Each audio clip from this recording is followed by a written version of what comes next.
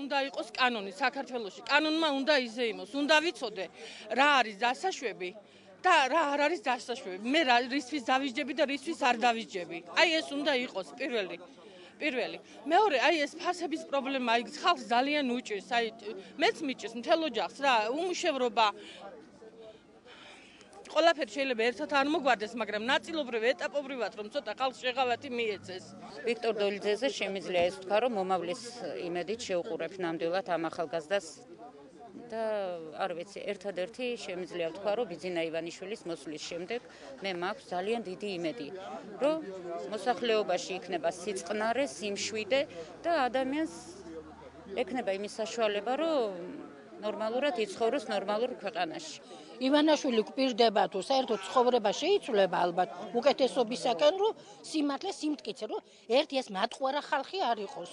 ტყუილებზე აღგებული ვართ სულ ყველა. სულ ტყუილები არ არის, იმას გვპირდებიან, ამას გვპირდებიან და არაფერი არ არის შესრულებული. მიუხედავად იმისა, რომ ამ ხალხს აქვს ძალიან ბევრი პრობლემა.